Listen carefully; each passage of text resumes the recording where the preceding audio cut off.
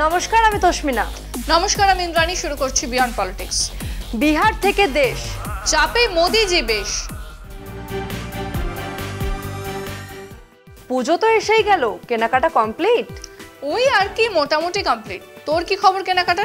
আমার এখনো অনেক শপিং করা বাকি। কালকে বেরিয়েছিলাম, তবে এখনো কমপ্লিট হয়নি। করে নে রে, যত দিন যাবে তত ভিড় বাড়বে। হ্যাঁ গো, এখন এই রাস্তায় কি ভিড়, এগোনোই যাচ্ছে না। তা তো হবেই, সেই জন্যই তো বলছি সময় থাকতে শপিংটা করে নে।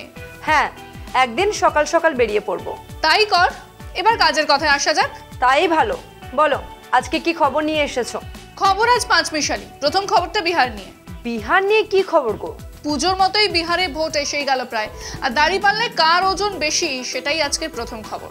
কার ওজন বেশি, নীতিশের নাকি তেজস্বীর? হিসেব বলছে রাহুল গান্ধীর। রাহুল গান্ধীর? কিভাবে? তুই এই খবরটা দেখ, নিজেই বুঝবি। বিহারের আসন্ন বিধানসভা নির্বাচন ঘিরে রাজনৈতিক সমীকরণ দ্রুত বদলাচ্ছে। ইন্ডিয়া জোটের ভোটার অধিকার যাত্রা ইতিমধ্যেই এনডিএ শিবিরে অস্বস্তি তৈরি করেছে। 17 আগস্ট থেকে শুরু হয়ে 1 সেপ্টেম্বর পাটনায় এক বিশাল রোড শো দিয়ে যাত্রার সমাপ্তি ঘটে। প্রায় 1300 কিলোমিটার দীর্ঘ এই যাত্রা রাজ্যের 38 জেলার মধ্যে প্রায় 24টি জেলাকে ছুঁয়েছে। এর মাধ্যমে বিরোধীরা কেবল ভোটার তালিকা সংশোধন এসআইআর নিয়ে মানুষের অসন্তোষকেই সামনে আনেনি, বরং নিজেদের ঐক্যও প্রদর্শন করেছে। অন্যদিকে ক্ষমতাসীন এনডিএ, বিশেষত বিজেপি, সংগঠনকে উজ্জীবিত করতে হিমশিম খাচ্ছে। প্রধানমন্ত্রীর ভাষণও আগের মতো কর্মী সমর্থকদের উজ্জীবিত করতে পারছে না। পহেলগাম হত্যাকাণ্ডের পর তাঁর বক্তৃতা প্রত্যাশিত সাড়া ফেলেনি।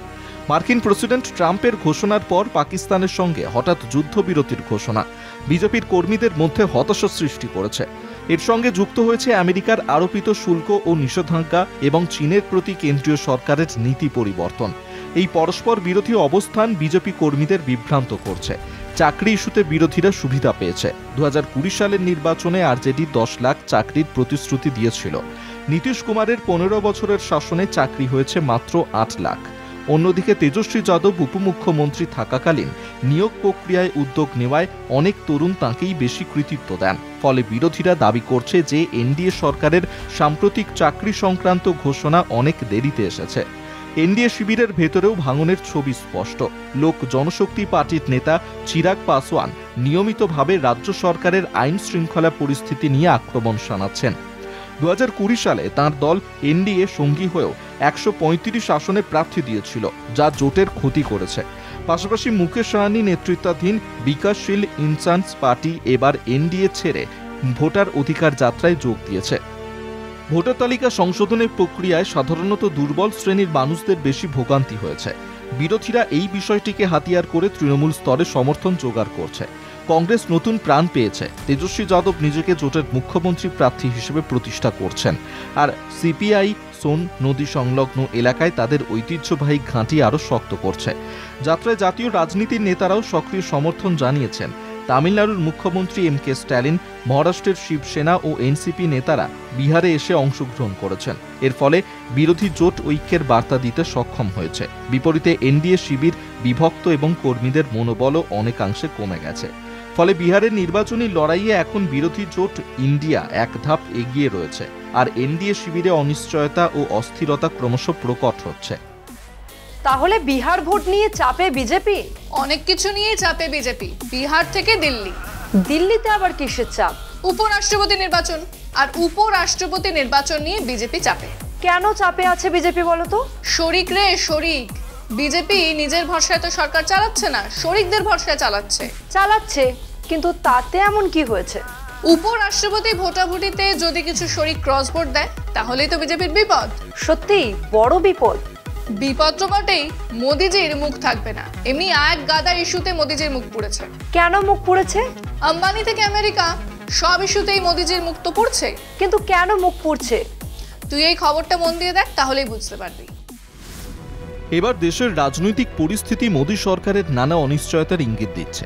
সরকার ভেবেছিল উপরাষ্ট্রপতি পদ থেকে জগদীপ ধনখড়কে সরানোর কৌশল নিজের সুবিধার জন্য কাজে লাগবে, কিন্তু সেই পরিকল্পনাই এখন বিরোধীদের জন্য সুযোগ হয়ে দাঁড়িয়েছে।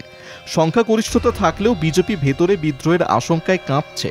কিছু সাংসদ যদি ক্রস ভোট করেন, ফলাফল পাল্টে যেতে পারে। এতে প্রধানমন্ত্রী নরেন্দ্র মোদীর নেতৃত্ব নিয়ে প্রশ্ন উঠবে। বিরোধী দলের প্রার্থী বিচারপতি বি সুদর্শন রেড্ডি অন্ধ্রপ্রদেশ ও তেলেঙ্গানার ভোটে কিছুটা সুবিধা পেতে পারেন, যদিও জয়ের সম্ভাবনা কম। তবু যদি বিজু জনতা দল, ভারত রাষ্ট্র সমিতি ও শিবসেনার শিন্ডে শিবির সমর্থন দেয়, বিজেপির ভেতরের অসন্তোষ আরও বড় সমস্যা তৈরি করতে পারে।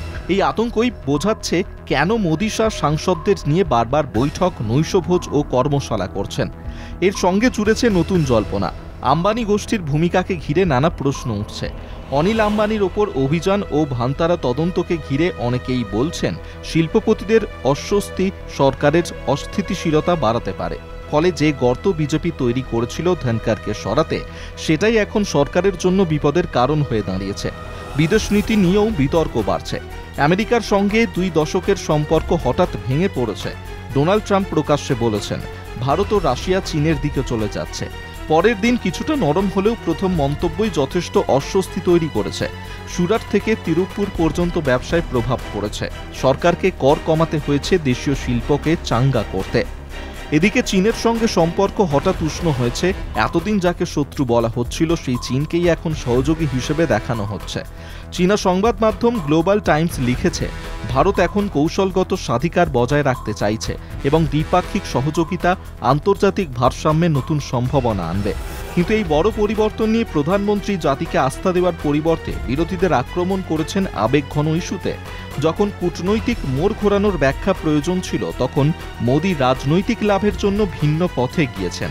ফলে তাঁর রাজনীতি ও অগ্রাধিকার এখন আরও প্রশ্নের মুখে পড়েছে। সব মিলিয়ে মোদিজির সময় ভালো যাচ্ছে না, তাই তো? একেবারেই তাই, মোদিজির সময় একদমই ভালো যাচ্ছে না। আচ্ছা, বিহারে যদি বিজেপি হেরে যায় তাহলে কি হবে? তাহলে সরকারও পড়ে যেতে পারে, আর সেখানেই তো ভয় বিজেপির। 28 সালের আগেই সরকার পড়ে যাবে? সম্ভাবনা তো রয়েছে। নীতিশ কুমার পাল্টুরাম, জেডিইউ যদি হেরে যায়, নীতিশ আবার জোট বদল করতে পারে। আর জোট বদল করলেই 12 জন সাংসদ হাওয়া, তাই তো? একদমই তাই। আর তার উপর আদানি আম্বানি নিয়ে মোদিজির মাথা ব্যথা বাড়ছে।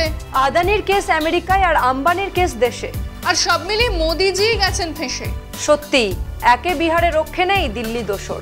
একটা মানুষ কত চাপ নিতে পারে বলতো? সত্যিই তাই, খারাপ লাগছে। শেষ করি নাকি? হ্যাঁ, শেষ কর ঝটপট। বিয়ন্ড পলিটিক্স আজকের মতো এই পর্যন্তই। দেখতে থাকুন কলকাতা টিভি, রাত দিন 7 দিন।